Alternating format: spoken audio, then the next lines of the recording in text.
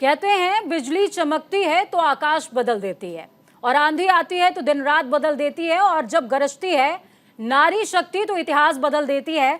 और इतिहास बदलने का क्षण है, क्योंकि नारी शक्ति अधिनियम, नारी वंदन अधिनियम को राष्ट्रपति की कलम से मंजूरी मिल चुकी है। और इसी पर चर्चा के लिए पूर्व मंत्री स्वाति सिंह हमारे साथ मौजूद हैं। स्वाति जी, सबसे पहले बहुत स्वागत आपका, क्योंकि जो क्षण है वो भी ऐतिहासिक है, और इसके लिए आपसे बेहतरीन वक्ता मेरे ख्याल से नहीं हो सकती चर्चा के लिए। बहुत बहुत धन्यवाद पूजा जी। स्वाति जी, मैं समझना चाहूंगी, देखिए उत्तर प्रदेश की अग्रणी भूमिका हमेशा से ही रहती है, अब चाहे वो राजनीति हो, चाहे वो केंद्र की राजनीति हो या प्रदेश की राजनीति हो। आप महिला हैं, आधी आबादी का प्रतिनिधित्व करती हैं, आप राजनेता भी हैं, आप मुखर हैं। मैं आपसे समझना चाहूंगी, सबसे पहले प्रतिक्रिया दीजिए, राष्ट्रपति की कलम से पहली मंजूरी के बाद आपकी प्रतिक्रिया क्या है इस अधिनियम को लेकर? देखिए, मैं स्वयं एक नारी हूँ जी, और मैंने इस बात को जो इस देश की संस्कृति को हम सभी जानते हैं कि इस देश में नारियों की पूजा की जाती थी, लेकिन कहीं ना कहीं समय के साथ वो जो परंपराएं थी वो विलुप्त होती गई। आज माननीय प्रधानमंत्री जी जो बिल लेकर आए थे, नारी शक्ति वंदन अधिनियम जो लेकर आए थे, आज उस पे महामहिम राष्ट्रपति जी ने उसको कहना चाहिए कि एक अपनी कलम से उन्होंने इस बात को सिद्ध कर दिया। आपने भी अपनी बात जब शुरू किया तो आपने कहा कि आज इतिहास लिख दिया गया है, तो आज उस इतिहास को लिख दिया गया है और मुझे लगता है इस देश की हर नारी बहुत खुश होगी, बहुत प्रसन्न होगी। मैं आपके चैनल के माध्यम से अपने शीर्ष नेतृत्व को, माननीय प्रधानमंत्री जी को, माननीय गृह मंत्री जी को, राष्ट्रीय अध्यक्ष जी को, माननीय मुख्यमंत्री जी को, मैं सबको धन्यवाद देना चाहती हूँ। स्वाति जी, देखिए आपका नाम भी स्वाति है, और पपीहा अपनी प्यास बुझाने के लिए स्वाति नक्षत्र का इंतजार करता है कि पानी बरसेगा और उसकी प्यास बुझ जाएगी। वो क्षण अब भारत के इतिहास में आ चुका है। अब भारत के इतिहास के साथ ये जब स्वर्णिम अध्याय जुड़ गया है, ऐसे में स्वाति सिंह उत्तर प्रदेश के राजनीति से जो बिलोंग करती हैं, वो इसको किस तरीके से देखती हैं? और सबसे बड़ी बात, अब मैं धीरे धीरे करके प्रदेश की तरफ भी आगे बढ़ूंगी, जो मीटिंग होने जा रही है उसकी तरफ भी आगे बढ़ना चाहूंगी। भूपेंद्र चौधरी मीटिंग बुला रहे हैं, और इस मीटिंग के जरिए आप लोगों को दायित्व का बंटवारा किया जाएगा, इसको आप कैसे देखती हैं?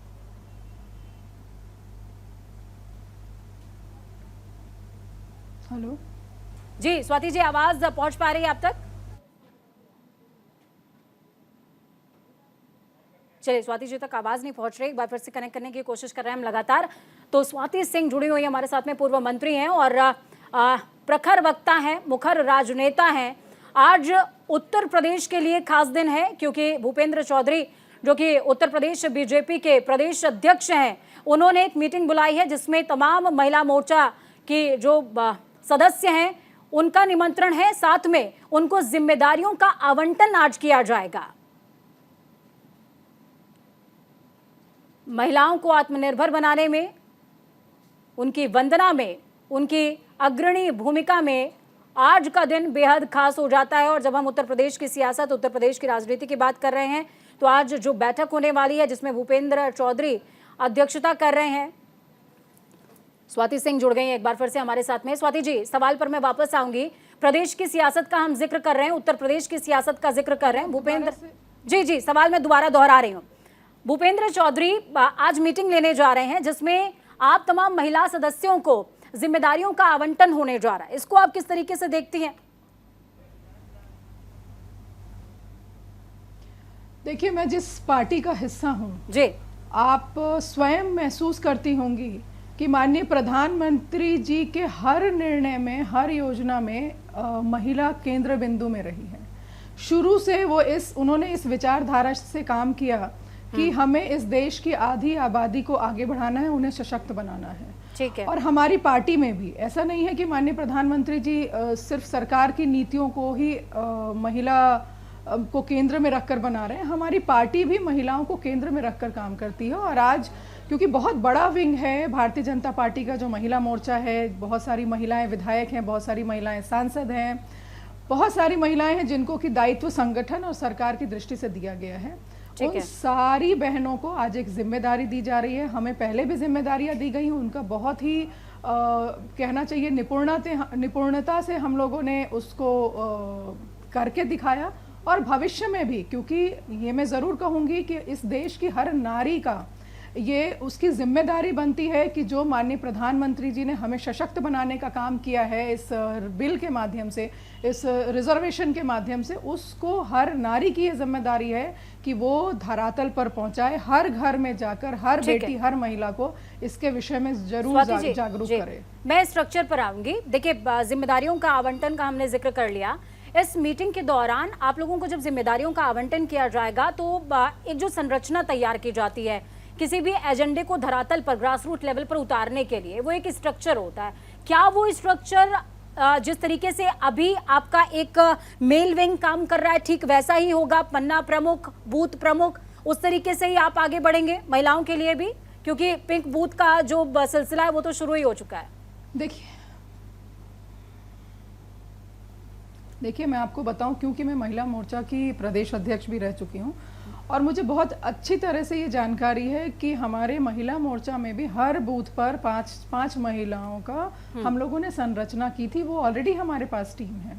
ठीक है। ऐसा नहीं है कि हमें नई टीम बनाने की ज़रूरत है। ज़रूर ये है कि उस टीम को अब हमें आगे इस काम में लगाना है कि आप इस नए जो नारी शक्ति वंदन अधिनियम है, इसको हमें लोगों के घर तक, लोगों के मन तक, लोगों की आत्मा तक पहुंचाना है, क्योंकि उसी आत्मा को सशक्त करने के लिए माननीय प्रधानमंत्री जी ने इस देश को, इस राष्ट्र को सशक्त बनाने के लिए उन्होंने जो अधिनियम लेकर आए हैं, वो हम सबकी जिम्मेदारी है कि हम आगे लेकर जाएं।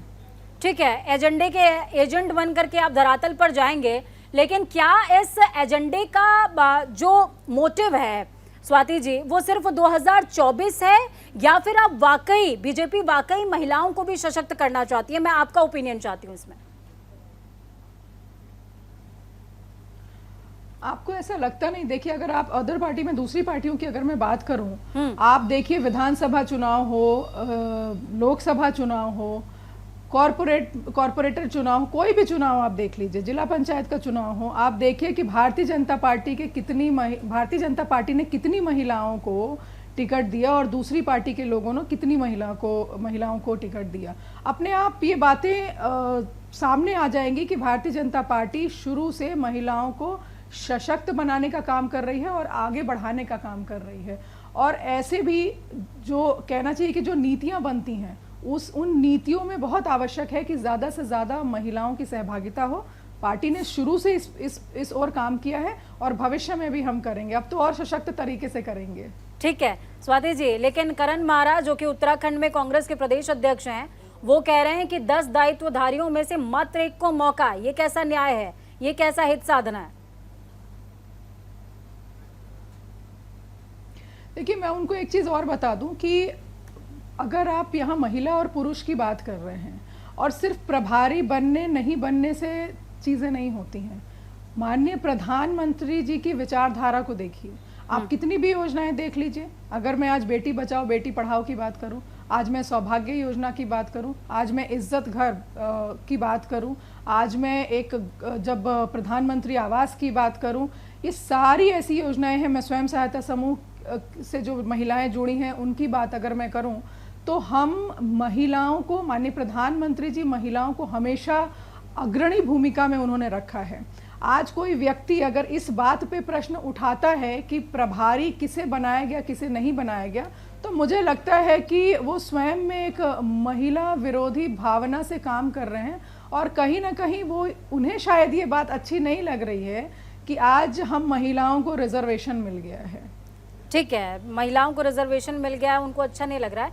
लेकिन आरजेडी के जो नेता हैं अब्दुल बारी साहब, सिद्दीकी साहब, उनको आप क्या कहेंगी स्वाति जी? क्योंकि वो तो कह रहे हैं कि इसका जो लाभ है, 33% आरक्षण का जो लाभ है, वो सिर्फ उन महिलाओं को मिलेगा जो लिपस्टिक लगाती हैं, बॉब कट बाल कटती हैं, यानी कि उन्होंने एक हायर क्लास की तरफ इशारा किया है, जबकि वंचित और शोषित वर्ग जो है वो तभी भी दबा रहेगा।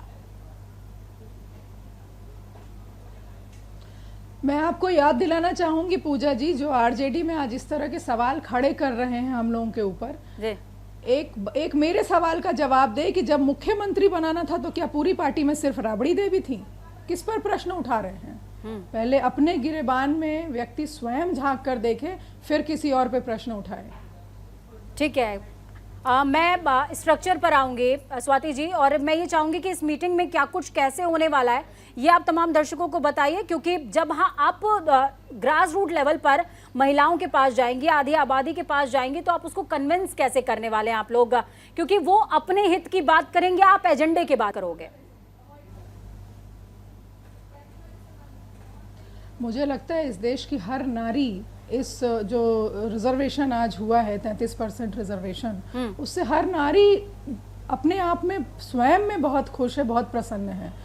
आप भी एक महिला हैं, मेरे इस सवाल का एक बार आप ये जवाब दीजिए, आपको खुशी नहीं हुई है? बिल्कुल खुशी हुई है, लेकिन वंचित वर्ग थोड़ा और आगे आता तो मैं और ज्यादा खुश होती। एक महिला, एक मैं जी, आपको ऐसा नहीं लगता है पूजा जी कि इस देश में, इस हमारे समाज में ज़्यादातर महिलाएं वंचित रही हैं, और उसी चीज़ को दूर करने के लिए माननीय प्रधानमंत्री जी ने इस निर्णय को लिया है, ताकि भविष्य में अगर एक महिला जीत कर आती है, चुनाव जीत कर एक महिला आगे आएगी, तो 101% वो महिलाओं के लिए काम करेगी, उन्हें आगे लेकर आएगी और उन्हें सशक्त बनाने का काम करेगी। ठीक है स्वाति जी, लेकिन हम जिस देश में हैं, इस बात को तो आप भी स्वीकार करेंगे ना कि पंचायत स्तर पर जब महिलाओं के लिए आरक्षित सीट होती है तो काम उनके पति करते हैं।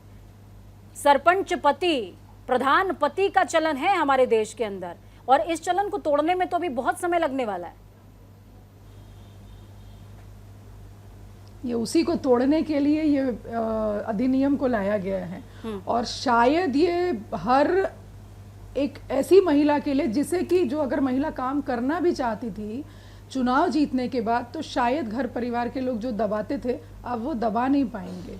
आज माननीय प्रधानमंत्री जी ने, आज हमारी सरकार ने इस बात को करके धरातल पर लाकर दिखा दिया कि इस देश की, हमारे समाज की हर महिला जो अगर राजनीति के क्षेत्र में आएगी तो वह अपने स्वयं के निर्णय से, स्वयं के बुद्धि से वो आगे भविष्य में काम करेगी। 24 के एजेंडे को इस एक अधिनियम के पारित होने के बाद आप किस तरीके से देखती हैं स्वाति जी?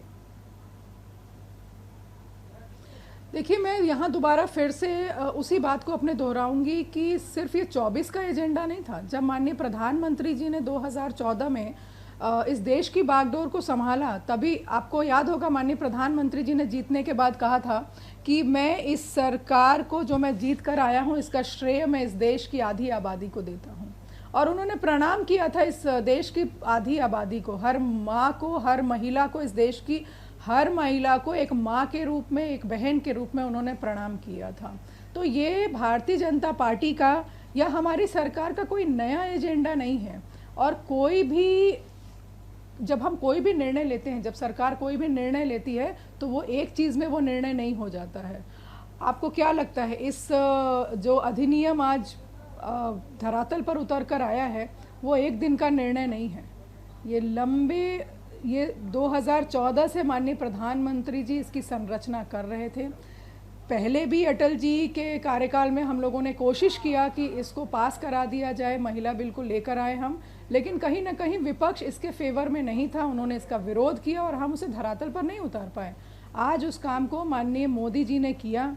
2014 से जिस महिलाओं को सशक्त बनाने के लिए जो एक उनका सपना था कि राजनीति के क्षेत्र में भी महिलाएं आगे बढ़कर आएँ, सशक्त महिलाएं आकर के सशक्त हो महिलाएं, आज उसको उन्होंने धरातल पर उतारा है। ठीक है, धरातल पर तो उतारा है, लेकिन विपक्ष कह रहा है कि हमारा प्रस्तुत बिल था, अब उसको अपने नाम के लेबल के साथ में पारित करा लिया है और महिलाओं को वो सम्मान दे नहीं पाएंगे क्योंकि 29 तक तो इसका भविष्य दूर दूर तक दिखता नहीं है। देखिए, मैं आपको एक चीज बताऊं, क्या 2010 में जब मनमोहन सिंह जी की सरकार थी जी, तो क्या वो उनकी सरकार थी, बहुमत में थे और उस समय भारतीय जनता पार्टी ने पूरा सहयोग किया था, पूरा समर्थन दिया था इस बिल को, लेकिन उनकी मंशा नहीं थी। उन्होंने राज्यसभा में पास करा लिया और लोकसभा में पास कराने की मंशा ही नहीं थी, वो नहीं चाहते थे। वो तो सिर्फ एक इस देश की नारियों को बेवकूफ बना रहे थे, बरगला रहे थे कि वो इस देश की नारी को इस बिल के माध्यम से बरगला देंगे, लेकिन कहीं ना कहीं वो महिला विरोधी मानसिकता के लोग हैं। इसलिए आज इस बात को, आज हम लोगों ने इस बिल को पास करवाया, हम ये अधिनियम लेकर आए, तो आज वो कोशिश कर रहे हैं कि इसका श्रेय हम ले लें।